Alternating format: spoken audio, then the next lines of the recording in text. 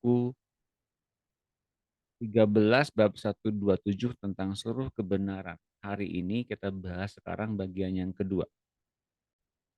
Kemuliaan berasal dari pengetahuan yang mulia.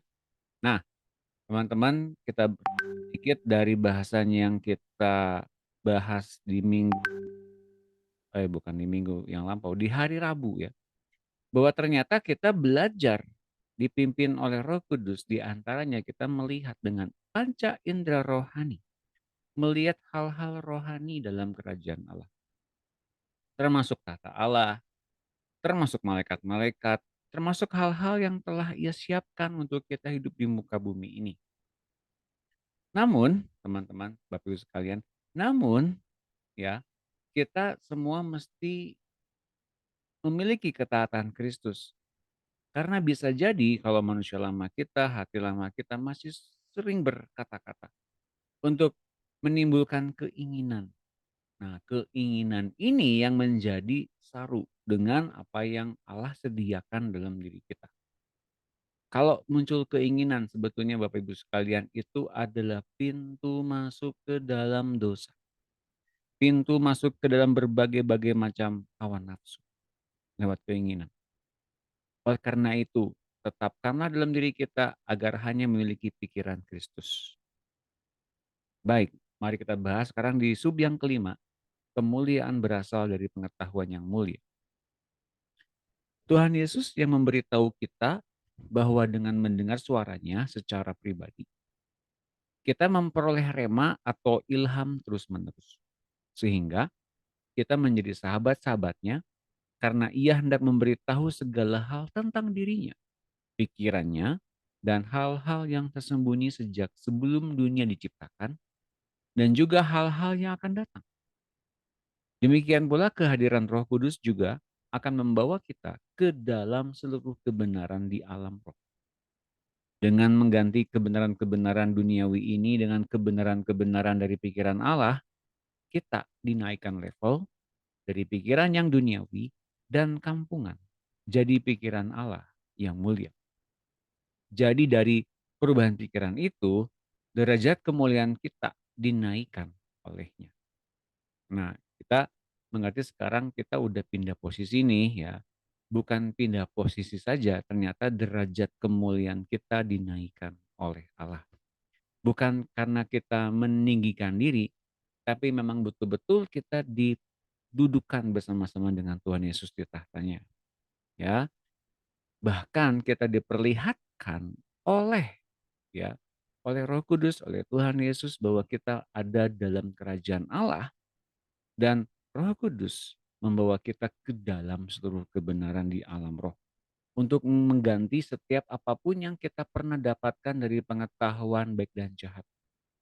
Untuk kita beroleh pengetahuan tentang dunia roh dan kemudian mengaplikasikannya di dunia ini. Nah ini teman-teman ya, mengaplikasikan apa yang kita lihat di dunia roh untuk kita kemudian mempraktekkannya di dunia ini. Kok bisa Pak? Nanti kita akan lihat ya. Yohanes 15 ayat 14. Silakan dibaca Ibu Lan.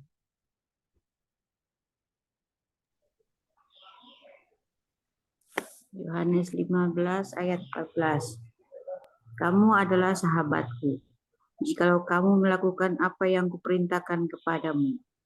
Aku tidak menyebut kamu lagi hamba, sebab hamba tidak tahu apa yang diperbuat oleh tuannya.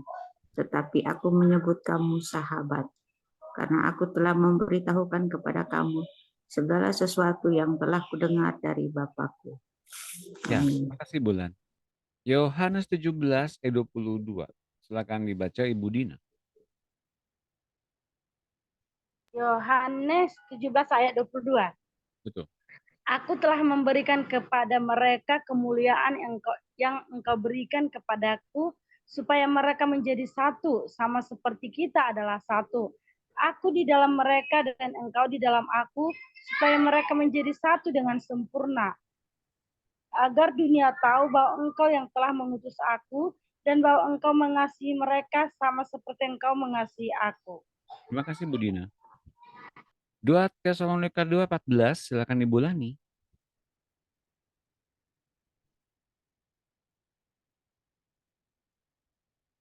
Ibu Lani bisa baca?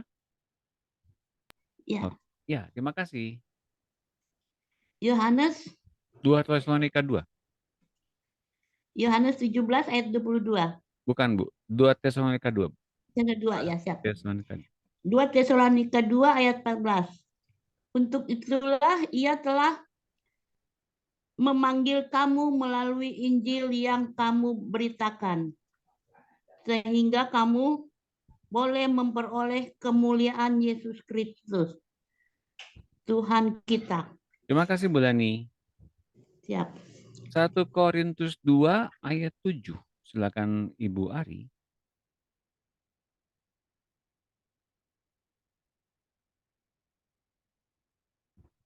Ibu Ari ada?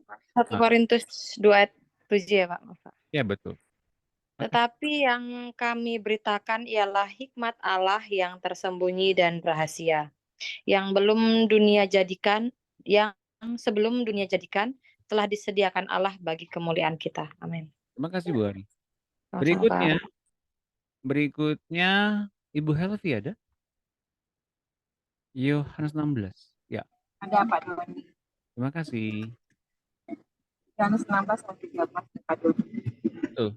Tapi apabila ia datang, yaitu Roh kebenaran, ia akan kamu ke dalam seluruh kebenaran. Sebab ia tidak akan berkata-kata dari dirinya sendiri, tetapi segala sesuatu yang didengarnya itulah yang akan dikatakannya, dan ia akan memberitakan kepadamu hal-hal yang akan datang. Ya. Amin. Terima kasih, Bu Helvi. Terima kasih Pak Doni. Ya. Mari kita bahas. Oke, lihat ini. Dalam Yohanes 15, Tuhan menyebut kepada murid-muridnya sahabat. Tentu saja enggak semua murid dia bilang sahabat. Kepada golongan murid yang ia bilang sahabat itu adalah golongan murid yang murid adalah tim intinya Tuhan Yesus. 12 orang murid itu, tapi enggak termasuk Yudas. Jadi dibilang sahabat itu 11 orang ya. Yudasnya ketika disebutkan kamu adalah sahabatku ini, dia nggak ada di situ. Udah pergi, kemasukan roh iblis, kemasukan setan. Jadi kerasukan setan dan dia meninggalkan tempat itu untuk mengkhianati Yesus. Nah, kemudian setelah dia keluar, baru Yesus nyebut teman-temannya, murid-muridnya itu adalah sahabatnya. Sahabat adalah jikalau kamu melakukan apa yang kuperintahkan kepadamu, aku tidak menyebut kamu lagi hamba. Nah, jadi ada perbedaan antara sahabat dengan hamba.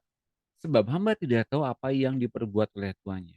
Tapi aku menyebut kamu sahabat karena aku telah memberitahukan kepada kamu. Jadi Yesus menginformasikan segala sesuatu yang didengar dari Bapa kepada sahabat-sahabatnya. Sahabat itu dapat info lebih banyak daripada orang yang lain. Terutama info ini didengar Yesus dari Bapa.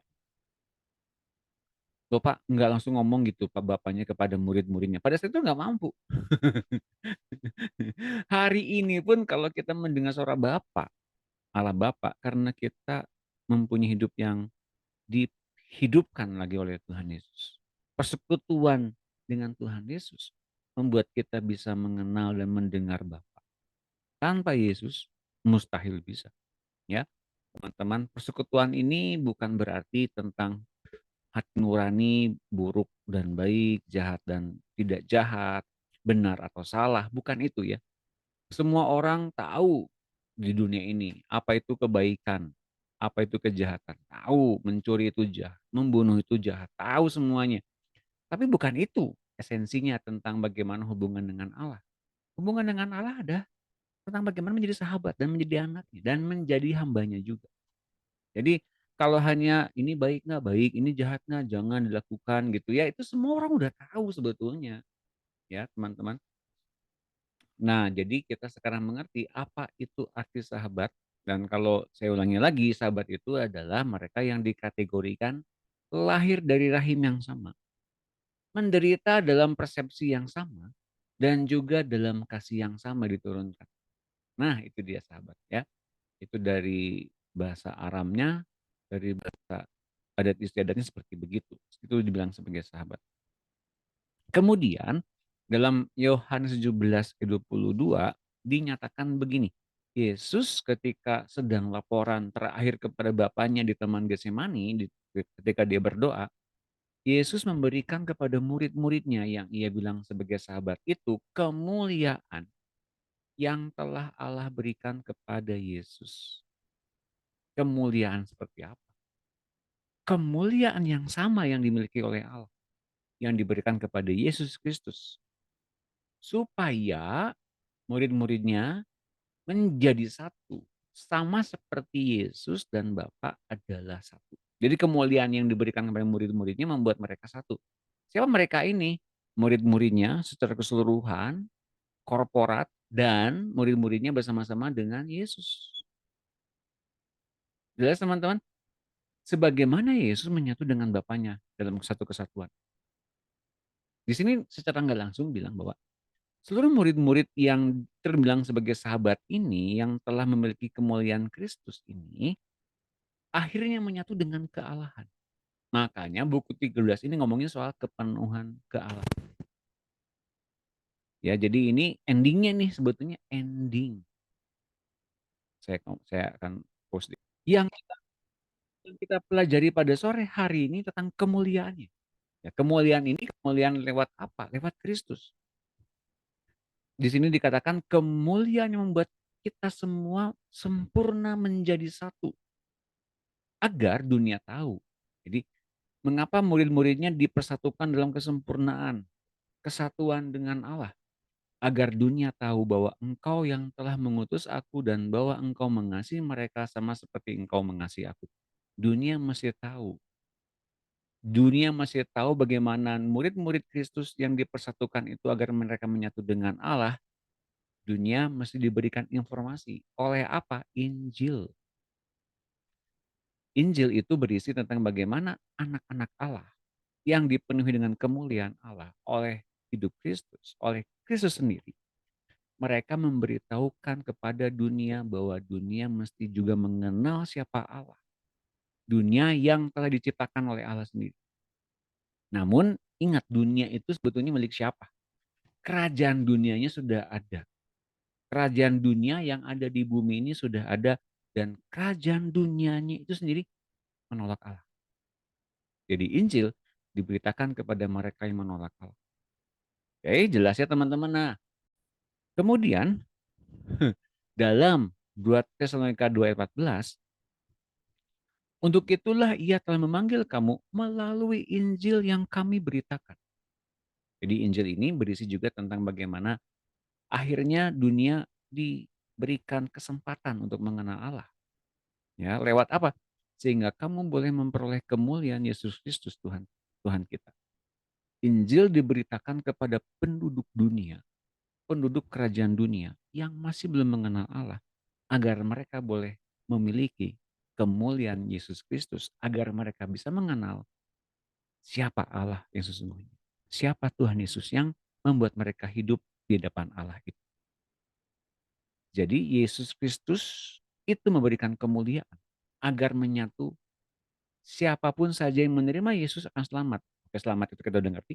Tapi ternyata Yesus Kristus memberikan kemuliaan agar setiap orang yang menerimanya menyatu dengan Allah kembali oleh hidup. Karena kemudian kalau kita lihat dalam 1 Korintus 2 ayat 7, hikmat Allah yang tersembunyi dan rahasia itu diberitakan kepada dunia melalui wujud Kristus. Oke, jelas ya? Nah, untuk kita bisa mengerti semuanya ini, dalam Yohanes 16 ayat 13, roh kebenaran, ialah yang akan memimpin setiap murid-murid. Ya, saya mau katakan setiap murid-murid ya, enggak setiap orang ternyata. Bukan setiap orang Kristen sebetulnya, tapi setiap murid-murid. Jadi setiap orang dipilah lagi, setiap orang Kristen dipilah lagi, setiap orang yang mendengarkan Tuhan dipilah lagi, setiap orang yang mendengarkan Tuhan dengan seksama sampai dengan rahasia terdalam itu sahabat. Nah, baru kemudian roh kebenaran memimpin setiap orang-orang yang serius ini mimpin masuk ke dalam seluruh kebenaran. Nah, sekarang kebenarannya sebesar apa? Oke. Berapa besar yang disebut kebenaran? Nah, teman-teman, ini yang menjadi satu pemisah ya. Ada orang Kristen, ada simpatisan, ada aktivis, tapi ada anak-anak Allah, ada sahabat-sahabat, ada hamba Tuhan. Yang mana yang kita ini? Saya mendorong kita agar kita bisa memiliki ketiga peran sebagai sahabat, sebagai hamba, dan sebagai anak Allah. Agar kita bisa mengerti seluruh kebenaran ini dinyatakan kepada siapa? Ya, yang paling penting kita bisa mengerti bagaimana Kristus memberikannya kepada siapa saja yang mau mendengarkan dia. Entah itu sebagai sahabat, sebagai hamba Tuhan, atau sebagai anak Allah. Kenapa? Karena yang lebih penting ini adalah tentang siapa Kristus dan siapakah objek yang Kristus pilih untuk menyatakan seluruh kebenaran itu. Seberapa besar kebenaran yang akan diberikan oleh Yesus ini? Seberapa besar pengetahuan yang ada dalam Tuhan Yesus? Itu pasti besar sekali, bukan? Bagaimana mungkin dia akan memberitakan kepada kita kalau kemudian itu besar sekali? Apakah sampai sedetail-detailnya? Saya mau katakan, bergantung dari seberapa kita mampu punya waktu untuk Tuhan bicara kepada kita. Bukan seberapa banyak Tuhan yang ingin berikan kepada kita sebetulnya, tapi seberapa besar daya upaya kita untuk buka hati, ganti nyawa, ganti pikiran untuk kita beroleh ganti hidupnya kita dengan hidupnya Kristus itu. Tidak ada yang mustahil bagi Tuhan. Memang dari sejak sebelum dunia dijadikan, Anda dan saya, kita semua anak Allah, telah ditakdirkan menjadi sama dengan Tuhan Yesus. Itu adalah kodrat ilahi. Itu alasannya Anda harus menerima benih ilahi Yesus Kristus agar dilahirkan baru dan jadi manusia baru, manusia ilahi. Mari kita lihat ayatnya. 1 Korintus 1 ayat 24. Silakan dibaca. Pak Jeff ada? Ya, Terima kasih. 1 Korintus 1 ayat 24.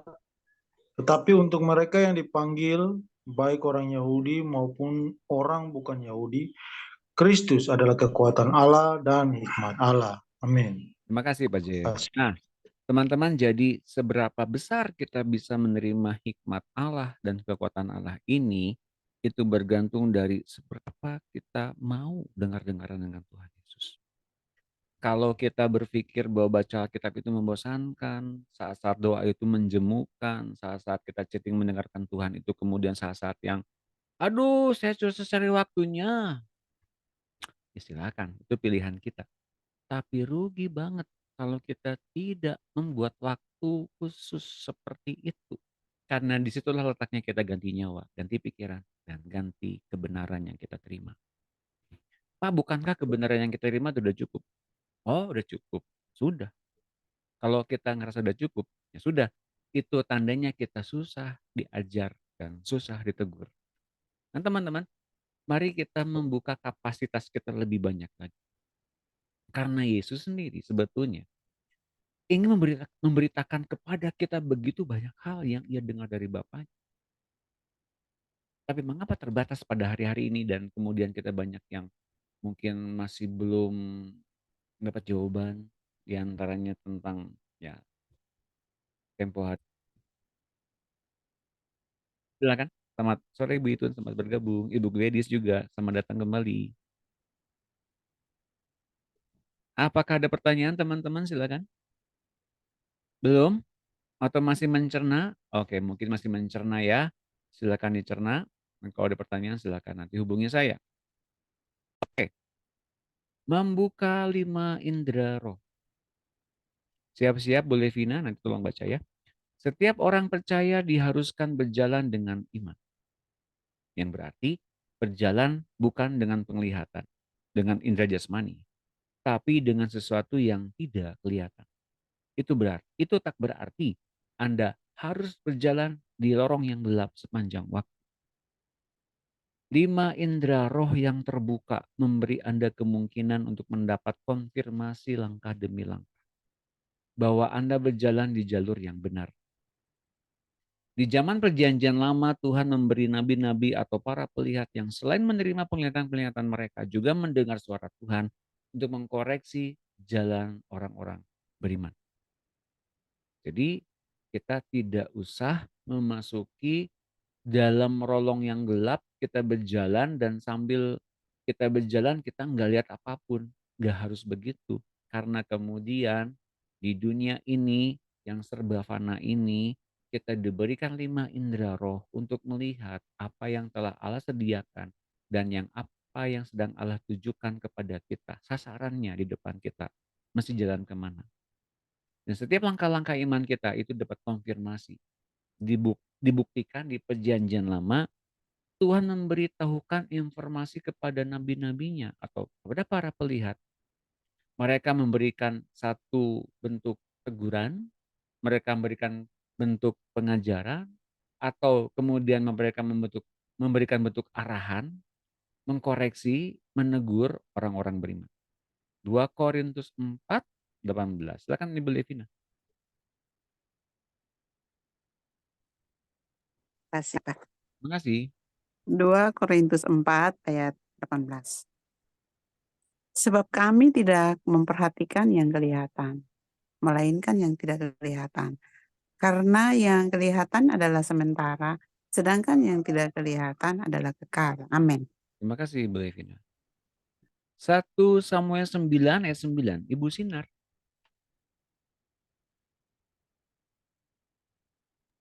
Oke, makasih Pak. Terima kasih Ibu Sinar. 1 Samuel 9 ayatnya ke-9. Dahulu di antara orang Israel, apabila seseorang pergi menanyakan petunjuk Allah, ia berkata begini, mari kita pergi kepada pelihat, sebab nabi yang sekarang ini disebutkan dahulu pelihat. Ya. Terima kasih. Terima kasih Bu Sinar.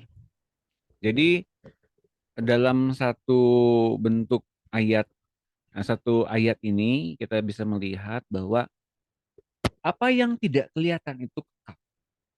Apa yang tidak kelihatan itu? Kerajaan Allah. Ya. Kerajaan Allah itu kekal. Bahkan terus-menerus ada. Dunia ini terbatas. Kenapa? Dibatasi oleh umur langit dan bumi. Yang kemudian nanti ada yang baru, yang lama mesti dibinasakan dulu. Juga dengan dunia ini. Ya, juga dengan penduduk manusianya. Agar nanti langit dan bumi yang baru yang nanti akan muncul itu hanya diperuntukkan bagi mereka yang mempunyai dalam diri mereka hal-hal yang ilahi saja. Jadi apa tuh yang hal yang ilahi? Hal-hal yang telah Allah siapkan dan itu kekal dalam wujud kemuliaannya. Dan hanya kemudian diberikan kepada Yesus Kristus. Wujud kemuliaan itu sendiri dinyatakan oleh Yesus kepada murid-muridnya. Lalu kepada banyak orang lewat Injil yang dinyatakan olehnya. Apa yang ia nyatakan dalam Injil itu? Injil damai sejahtera. Bagaimana Allah ingin mengadakan damai sejahtera dengan banyak makhluk. Maka teman-teman, kalau boleh kita sinergikan dari awal kita belajar buku 13 ini, Allah hendak ingin memanifestasikan kemuliaannya. Membagi kemuliaannya kepada banyak makhluk. Jadi bersyukurlah kita pada hari-hari ini kita terpilih sebagai juru bicara Allah. Sebagai duta besar kerajaan Allah di dunia ini. Untuk menjadi penyampai damai sejahteranya. Nah teman-teman, kalau kita menjadi penyampai damai sejahteranya, Allah berikan juga kemuliaan. Kemuliaan yang sama yang ia punyai. Yang pernah ia berikan kepada Yesus. Yesus berikan itu kepada kita. Agar kita pada tingkat tertentu beroleh hak menjadi penyampai Injil itu kepada banyak orang. Bahkan kepada banyak makhluk. Nah teman-teman, kalau kemudian di zaman lampau ada nabi-nabi yang disebutkan sebagai pelihat, ini adalah Samuel. Ini terjadi ketika Saul mencari keledai sebetulnya. Dan dia ingin tahu kemana keledainya itu hilang atau pergi. Dia ingin nanya sama Samuel. Ini ayatnya. Samuel pada saat itu bertindak sebagai pelihat. Karena ia bisa melihat hal-hal yang tidak manusia lihat pada umumnya. Jangan lupa, Samuel adalah satu-satunya orang yang Tuhan ajak bicara di dalam keseluruhan cerita di masa itu. Diawali dengan kejadian Samuel dipanggil pada saat Imam Eli masih menjagai dia di bait Allah. Jelas ya? Jadi Samuel adalah satu-satunya orang yang bisa melihat apa yang tidak kelihatan di masa itu. Jelas ya teman-teman? Seru ya? Bayangkan kalau kemudian Allah memilih seorang untuk dia ngajak bicara kepada orang ini tentang hal-hal yang nggak kelihatan oleh banyak orang. Sekarang tinggal kita buktikan. Kalau ternyata betul-betul Allah ngajak bicara begitu banyak hal kepada Samuel, apakah di masa itu orang-orang yang nggak ngerti tentang penglihatan, orang-orang yang nggak ngerti tentang mata roh terbuka, itu akan menghakimi Samuel? Atau bilang kepada Samuel ini, kamu ini orang sesat, pengajarnya aneh gitu ya. Mungkin kamu ini nabi palsu, apakah begitu? Tidak ada yang berani. Mengapa? Karena yang dinyatakan Samuel adalah sesuatu yang ilahi. Tapi sekarang begitu banyaknya orang yang keracunan begitu banyak hal seolah-olah yang ilahi. Dan memang adalah kesalahan juga bagi orang-orang yang terburu-buru ingin melayani Tuhan, tapi dengan cara yang salah. Bahwa mereka sekarang memberitakan tentang kerajaan Allah dengan cara yang kurang tepat. Hingga banyak orang luka oleh karena mereka. Jadi banyak orang luka karena hamba Tuhan. Jadi banyak orang luka karena pengajaran. Orang banyak luka karena pengennya dituntun oleh firman Tuhan, oleh iman, tapi mereka terjerumus kepada hal-hal yang merugikan. Hal-hal yang bikin mereka miskin. Hal-hal yang ternyata masuk ke dalam jurang yang semakin gelap. Dan akhirnya mereka menyalahkan Tuhan. Siapa yang salah di sini? Kita semua, Bapak Ibu sekalian teman-teman. Karena kita mungkin berbicara atas nama kepentingan kita. Sekarang mulai kita berhenti berbicara bukan atas kepentingan kita, tapi atas kepentingan sorga. Kita mungkin banyak kebutuhan, kita mungkin banyak keinginan, tapi itu adalah 2 dari sekian banyak pintu masuk berbagai-bagai macam roh-roh jahat. Kenapa? Karena Allah memberikan kepada kita hal-hal yang rohani agar ia menutup pintu setiap hal-hal yang duniawi itu masuk ke dalam diri kita. Agar hati kita muncul kewaspadaan. Agar hati kita muncul segala macam kehidupan. Agar dalam tubuh kita muncul berbagai macam kemuliaan yang Tuhan berikan kepada kita. Dan Tuhan berikan kepada kita pikiran-pikirannya untuk kita beroleh senantiasa hal-hal yang gak kelihatan. Dan itu kita kejar terus-menerus sampai dengan kita meneruskannya dalam kekekalan bersama-sama dengan Tuhan.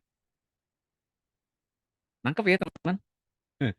Jadi ada juga anak-anak yang dari kecil bisa melihat hadirnya roh-roh karena mata roh mereka terbuka. Banyak. Ya. Anak-anak zaman sekarang apalagi ada anak-anak indigo juga ya. Tapi yang mereka lihat selain malaikat-malaikat, mereka melihat dunia orang mati. Melihat hantu lah, lihat apapun saja yang mengerikan itu ya.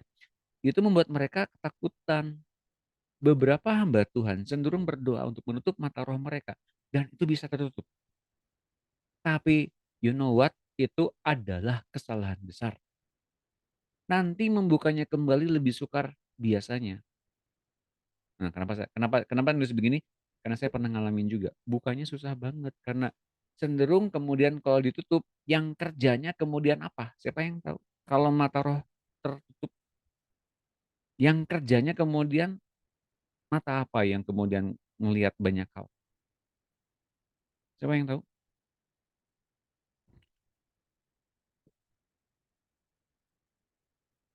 Ini pada kemana ya? Pada dengerin. Makhluk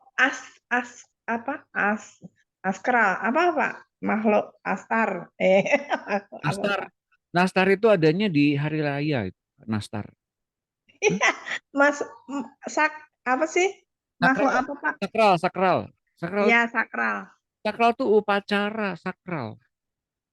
astral. Aduh, makhluk apa sih itu? Duh. Makhluk astral, Ibu. Ya, itu maksudnya. Salah nangkep Ibu. Mata roh yang ditutup oleh hamba Tuhan atau siapapun, kemudian si anak ini bisa melihat apa? Bukan mata roh melihat astral, itu mata roh kan melihat hal yang astral. Mata roh itu melihat yang astral. Ini kan mata roh ditutup oleh doa satu hamba Tuhan. Dan memang tertutup. Nah, si anak ini yang ditutup mata rohnya kemudian bisa melihat hal-hal yang mana yang mempengaruhi hidupnya. Hal-hal yang Duniawi dong, Kak. oke. Hal-hal apa lagi? Lebih kenanya apa? Hal-hal gaib ya. Oh, itu hal gaib, hal yang astral. Sama Ibu Buni tadi. Sama aja. Hal-hal apa? Sakral, nastar, apa? Hal-hal yang berhubungan dengan dunia berarti nggak sih, Oh Pak? iya, Iya apa sih. itu misalnya Iya. yang paling kenanya apa? Apa Anak-anak ya? senangnya apa sekarang? Udah kenal apa nih anak-anak zaman sekarang? Indigo. Anto. Indigo itu juga Teknologi nggak, Pak? astral, Ibu Mundi. Teknologi nggak jadinya ya kena? Jadi kayak misalnya kayak itu Ya, gimana? hal-hal imajinasi. Hal-hal apa, Bu Helvi? Imajinasi, Pak. Ya? Imajinasi. Imajinasi itu juga sesuatu yang astral. Oke. Apalagi? Ayo. Yang dekat-dekat dengan duniawi aja yang kelihatan. Pergaulan bebas nggak sih, Pak, jadinya? Maksudnya, Bukan. bukan. Kayak Ah, teknologi gitu nggak sih, Pak? TikTok iya, gitu. di antaranya. Saya kasih tahu ya. Nggak ada yang satu lagi deh pendapat. Siapa yang mau cobain? Benar yang duniawi, tapi lebih dekat lagi Nyerah, Pak, nyerah. bukan pornografi. Orang mati, Pak. Orang mati Roh. itu astral, nastar. Oh, Oke, saya kasih tahu ya, nyerah ya. Materialistik. Nah, itu. Banyak orang sekarang masuk ke dalam hal-hal yang materialis, hal-hal yang keduniawian. Tapi lebih banyak ke kebendaan. Oke? Hal-hal yang ke kebendaan. Banyak anak kecil kemudian ketika mengenal nilai uang, mereka bisa melupakan hal-hal yang ilahi. Mereka kemudian membandingkan kasih sayang dengan hal yang mereka dapatkan dari sejumlah uang. Itu banyak terjadi hari-hari. Dan kalau kemudian diteruskan, saya kasih tahu arahannya ya, mereka kemudian nggak percaya Tuhan. Bukan cuma ateis, tapi saya mau katakan agnostik. Tidak mengakui adanya Tuhan. Jelas ya teman-teman? Ini bahaya besar masuk ke dalam hal seperti itu, dan kemudian yang terjadi itu ancaman buat orang tua, ya tentu saja itu ya. Nah, itu yang terjadi bahwa ternyata ini kemudian saya udah di rekamannya udah dinyalain. Nah, ada anak-anak yang kecil kemudian melihat di alam roh dan kemudian banyak hamba Tuhan cenderung berdoa untuk menutup mata roh mereka dan memang tertutup. Itu ada kesalahan yang besar. Pas bukanya sulit, kemudian nggak bisa lagi dibukain dengan sempurna oleh Roh Kudus. Begitu banyak hal-hal yang kemudian materialistik tumbuh dalam pikiran-pikiran atau bahkan di dalam hati mereka hingga mereka bisa kemudian kabur mendengarkan suara Tuhan. Enggak begitu jelas mendengarkan suara Tuhan. Tapi pelajaran buat kita kalau kemudian anak-anak kita memiliki kemampuan seperti begini, doakan. Roh Kudus, arahkan mata roh anak saya ke atas, ke daerah malaikat-malaikat Tuhan. Tuhan Yesus, Roh Kudus, dan Allah Bapa. Bukan ke bawah, ke arah dunia orang mati. Dalam nama Tuhan Yesus. Amin. Sebenarnya pada dasarnya hampir semua anak kecil mula-mula mata rohnya terbuka. Tapi dengan segera kemampuan itu lenyap karena tidak terus dipertahankan oleh orang tuanya. Ketika mereka mulai dididik di sekolah-sekolah, buah pohon pengetahuan tentang hal baik dan jahat mulai meracuni mata roh dan indera roh mereka yang lain dan menjadi tidak sensitif lagi. Yang mata roh dan indera roh lainnya mudah terbuka, sering disebut anak indigo. Ada orang-orang yang mampu melihat aura seseorang. Mereka melihat anak-anak indigo itu dikelilingi aura berwarna indigo, yakni antara warna antara biru dan ungu. Oke. Jadi ini pada zaman lampau adakah anak indigo? Mungkin enggak disebut sebagai anak indigo karena anak indigo ini muncul di tahun 80-an ke atas. Tapi di zaman lampau ada orang yang memang belajar, diberikan oleh Roh Allah melihat hal-hal yang ada di wilayah rohani. Ini ayatnya, 2 Raja-Raja 2 ayat 10. Silakan dibaca oleh Ibu Ari ya, belum ya? Ibu Ari sudah belum? Sudah ya? Oke, Ibu Ari sudah. Ibu Itun. Nah, silakan Ibu Itun. Bisakah baca? Kalau Ibu Itun belum bisa, saya minta Ibu Yohana. Kalau Ibu Yohana nggak bisa, saya minta Ibu Mundi. Jika Ibu Pak Mundi, Doni suaranya hilang. oh hilang. Tes, tes, tes. Ada saya? Ada kan suara saya? Tadi Pak. Hilang, Pak. Oke, silakan Ibu Mundi. Ya. 2 Raja-Raja 2 ayat 10. Sebentar Pak, itu saya ininya dulu Pak. Saya ya. Ya. Berkatalah Elia, yang kau minta itu adalah sukar. Tetapi jika engkau dapat melihat aku terangkat daripadamu, akan terjadilah kepadamu seperti yang demikian. Dan jika tidak, tidak akan terjadi. Sedang mereka berjalan, nah, sebentar Pak. Sedang mereka berjalan terus sambil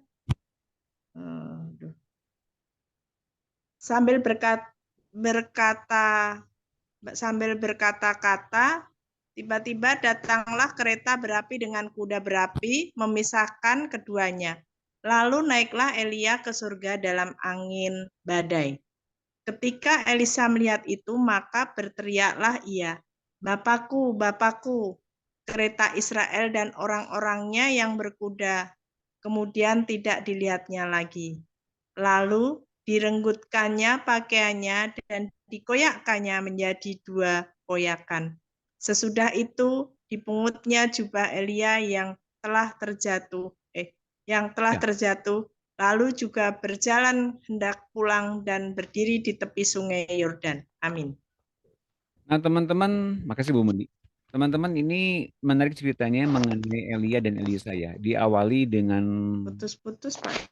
putus-putus. Oke, saya mau ulangi dulu. Teman-teman, apakah suara saya terputus-putus? Hilang suaranya, Pak. Masa iya? Iya, hilang. Putus-putus, Pak.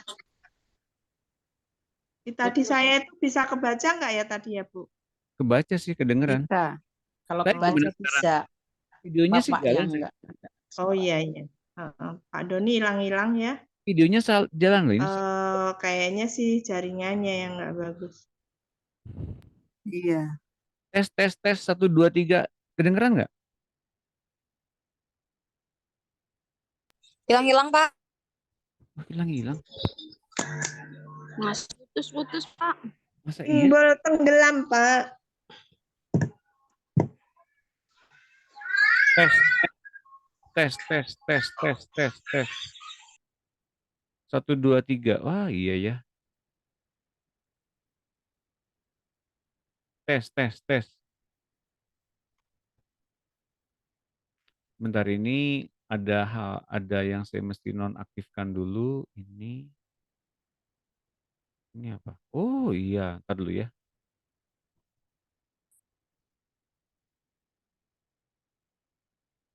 Bentar, ini S. Sekarang gimana? Udah Pak.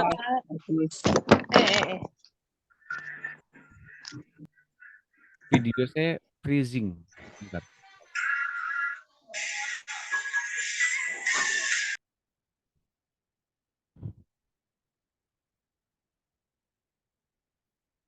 Ini ada beberapa yang aktif, apa namanya, tiba-tiba, apa sih namanya,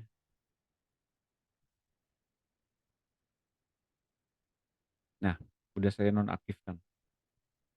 Tentu ini berpengaruh mungkin. Sekarang gimana suara saya? Sudah, Pak. Udah bagus ya? Siap. Oke, makasih semua teman-teman yang memfeedback, memberikan masukan. Oke, saya lanjutkan. Nah, ini menarik teman-teman, ini menariknya bahwa ternyata pengalaman Elia dan Elisa ya, Tuhan lebih dulu ngomong sama Elia yang di waktu Elia mendapatkan mandat untuk bernubuat tentang Israel, tentang 3 tahun 6 bulan nggak ada turun hujan. Apakah menurut teman-teman Tuhan udah bilang nanti kamu akan diangkat tanpa kematian? Apakah udah ada info seperti begitu? Tentu tidak. Oke. Jadi Elia mendapatkan informasi bahwa dia tidak akan mengalami kematian dan akan terangkat langsung berdasarkan dari hubungan dia dengan Tuhan. Dan itu saya pernah bahas di webinar. Jadi melalui doa, melalui kita ngomong dengan Tuhan, kita akan berganti nyawa terus-menerus. Ini yang Elia lakukan dengan diawali dengan matinya ambisi, matinya setiap pikiran-pikiran lama kita, hidup kita yang lama ditanggalkan, ganti hidupnya Yesus ketika kita berdoa, ketika saat teduh, ketika kita baca Alkitab, segala hal perubahan itu kita mesti dapatkan dari pertemuan pribadi kita dengan. Oke. Dan Elia ini benar-benar dinyatakan dia oleh Tuhan, dia tidak akan mati. Dan justru Tuhan mengarahkan dia keluar dari tempatnya dia ada di Yezreel, di Israel, untuk ia pergi ke sungai Yordan. Jadi enggak mengarah ke keluar Israel. Jelas teman-teman?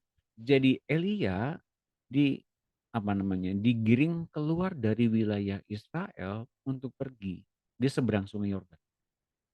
Jelas kalau dibandingkan ya, dulu teman-teman kan mengerti ya, ketika Yosua membawa tentara Israel masuk ke tanah Kanaan kan diawali dengan mereka masuk ke Yeriko, bukan? Masuk menyeberang sungai Yordan, bukan? Dan ini Elia menyeberang sungai Yordan, sebaliknya, keluar dari wilayah Israel. Untuk apa? Ini belakangan saya mengerti ya. Kita bisa saja dipisahkan dari satu kelompok tertentu, dari golongan tertentu untuk kita mendapatkan konsekrasi dengan Tuhan. Dalam konsekrasi dengan Tuhan itu kita bisa mengalami kesempurnaan Bapa. Masih ingat tentang gandum dan lalang? Tuhan biarkan kedua-duanya tumbuh. Dan malaikat dilarang untuk mencabut lalang itu. Mengapa? Tuhan bilang, kalau kamu cabut lalang itu, gandum itu pun akan mungkin tercabut. Jadi biarkanlah kedua-duanya tumbuh. Dan Tuhan biarkan lalang tumbuh dalam pertumbuhannya. Sebagaimana ia biarkan pun, gandum pun itu pun tumbuh dalam kesempurnaannya. Dan Tuhan demi menjaga kesempurnaan gandum tumbuh sampai dengan penuh, berbulir, berhasil berbuah lebat, ia izinkan ia tumbuh tapi tanpa lalang terlebih dulu. Lalang itu kemudian disabit sama Tuhan, ya, disabit sampai dengan tidak lagi disisakan dan diikat berbekas-berkas untuk kemudian dibakar dalam api. Artinya di putaran akhir ini, di akhir zaman ini, kita akan mengalami penyempurnaan secara total.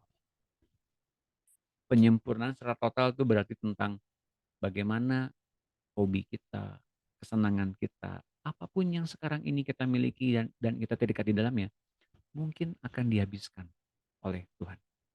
Sebentar teman-teman.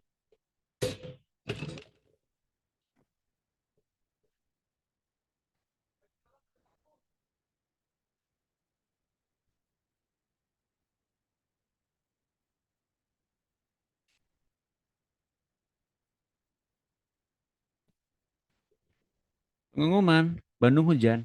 Asik, puji Tuhan. Nah teman-teman, Ketika kita merasa,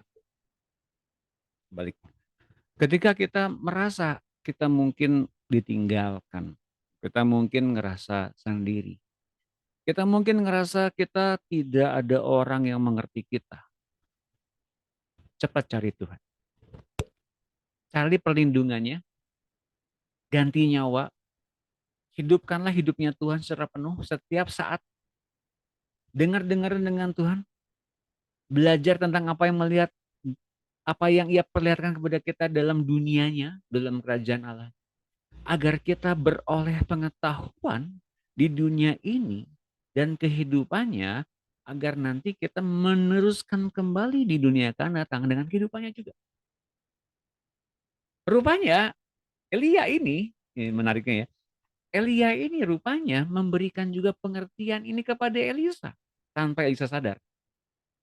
Tahukah teman-teman, Elisa bisa terbuka mata rohnya ketika ia menemani Elia pada tingkat tertentu sampai dengan dia terangkat ke surga. Karena kemudian yang Elia tawarkan kepada Elisa adalah, maukah apa yang kamu inginkan? Setelah Elisa tetap ngikutin Elia sejauh itu, pada Elia udah tanda kutip mengusir duluan Elisa. Udah, kamu tinggal di sini. Tidak, sekali-kali tidak. Aku akan ikut engkau. Terus sampai dengan ke sungai Yordan, Elisa ikut Elia. Teman-teman, saya dapat satu hikmat. Pada tingkat tertentu mungkin kita berpikir, aduh that's it, udah deh ikut Tuhan, capek ya. Masalah begitu banyak, udah jangan doa lagi. Jangan baca Alkitab lagi, dia udah nyerah. Tapi kalau kita ikut Tuhan terus-menerus, mungkin jiwa kita berontak. Mungkin pikiran kita, aduh ngapain sih kayak gini gitu ya. Tapi toh kita tetap melakukannya, kita sedang ganti nyawa dengan nyawanya Tuhan. Dan Elisa ketika ditawarkan oleh Elia, apa yang kamu inginkan? Dan dia minta apa? 2 urapannya Elia. 2 kali urapannya Elia. Dan apa yang Elia katakan kepada Elisa? Apa katanya? Kalau melihat kereta berapi, maka kamu akan akan memperoleh apa yang memperoleh. Iya. Sebetulnya nggak kayak gitu. Nih lihat ini. Mari kita lihat aja. 2 Raja-Raja 2:10. Sebetulnya nggak kayak gitu. Kurang dikit. 2 Raja-Raja 2:10. 2 Raja-Raja 2, 2 Raja-Raja 2. 2 Raja-Raja 2 di mana? Perjanjian lama ya. 2 Raja-Raja 2 ayat 9 mungkin.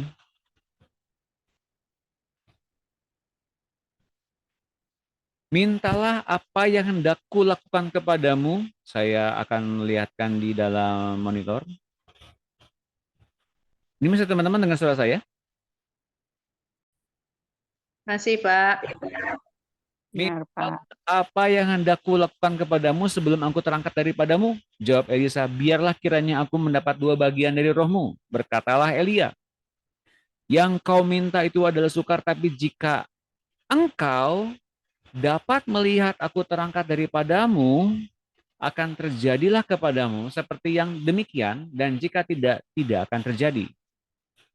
Jadi kurang tepat ya, bukan tentang kereta berapi, bukan. Yang engkau lihat apa? Jelas? Jadi hari-hari Tuhan lagi ngajarin kepada kita, apa yang kamu lihat?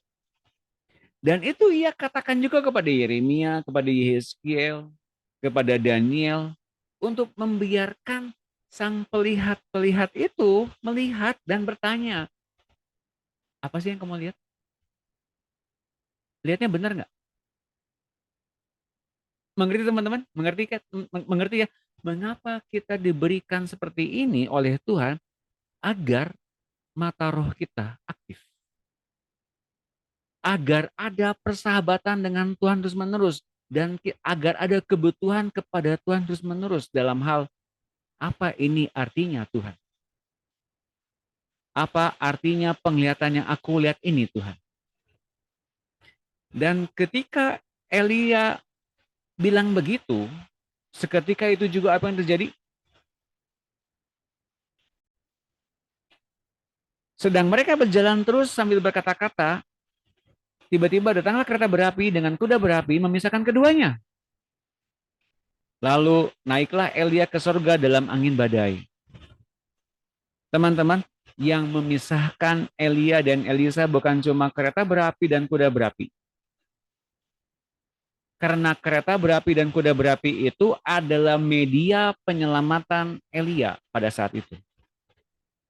Yang adalah juga bala tentara yang mengiringi Elia dalam pelayanannya. Tapi yang memisahkan antara Elia dan Elisa pada saat itu adalah angin puting beliung yang tadi, angin badai tadi. Dan you know what? Angin badai ini yang kemudian pernah Elia lihat di Gunung Horeb.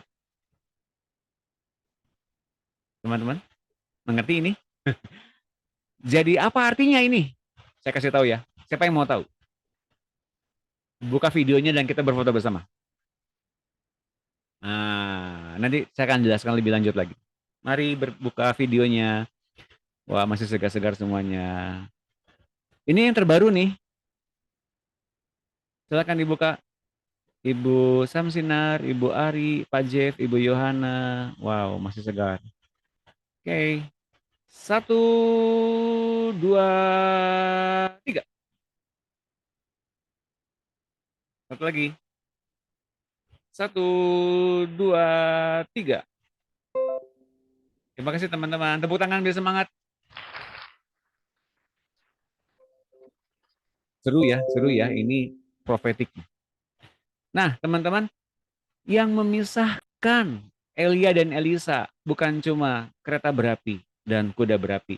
Pada faktanya, kereta berapi dan kuda berapi itu adalah bala tentara yang menyertai Elia dalam pelayanannya.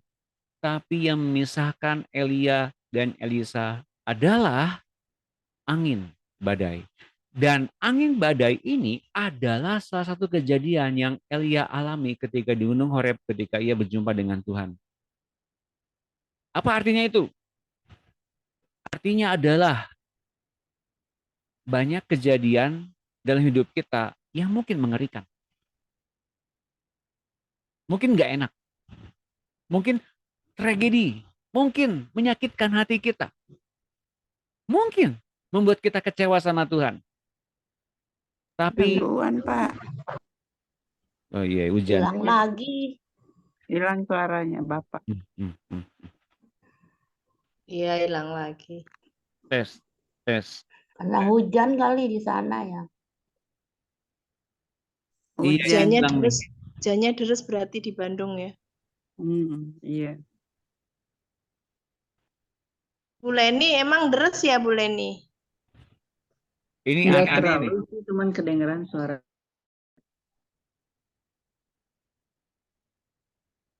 Masih direkam berarti. Oke, gimana suara saya sekarang? Masih oke? Itu rekam, Pak. Masih oke suara saya sekarang? Tes.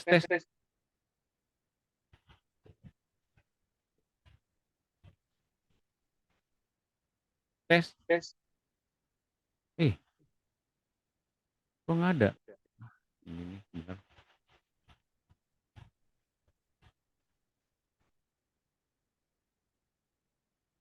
Tidak ada lagi. Sekarang gimana? Ada ya suara saya? Oke, saya matiin dulu.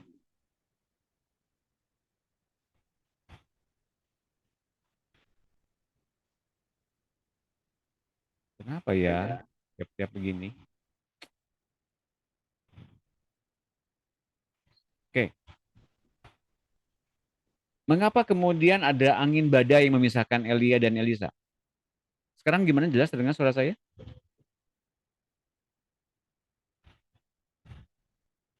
Jelas? Tes. Mati lagi. Gangguan lagi, Pak. Yang memisahkan dunia roh dan dunia nyata. Oke. Hang lagi. Tes. Ini kayaknya saya Bagus, Pak, bagus.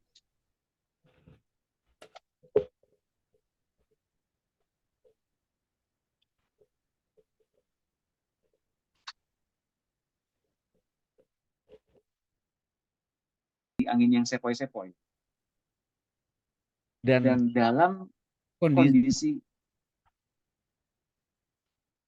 kondisi kemudian ketika tes ini saya lumayan terganggu loh dengan keadaan Gangguan. tes.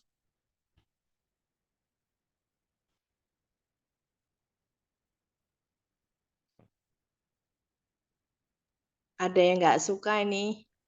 Iya, memang ini. Iya, rahasia jadi. Lagi seru-serunya ini. Ini nggak bisa direkam. Nggak bisa direkam ini nggak bisa direkam ini. Tatar, saya cari akal dulu ya. Nah, jadinya yang membawa dia ke surga itu, yaitu ketika ia diambil oleh angin badai. Angin badai yang waktu itu berjumpa dengan dia di gunung. Oke. Adalah angin badai yang pada saat itu Suaranya double, Pak. Suaranya double, Pak. Ini saya jadi bingung, ini kerekam nggak? Ini saya Suaranya pan. 1, 2, 3 sekarang Tadi gimana sih, suara tadi saya? sih suaranya kayak recording in progress, jadi kayak terekam, Pak. Sekarang gimana? Setelah direkam udah begitu. Sekarang gimana sekarang? Kedengeran nggak suara saya?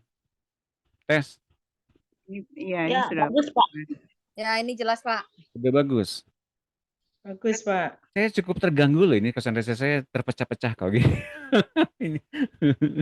Aduh, Tuhan tolong, Tuhan tolong. Oke. Dari mana tadi? Ya, mulai lagi. Dalam nama Tuhan Yesus, roh-roh yang pengganggu. Nyah. Bentar ya.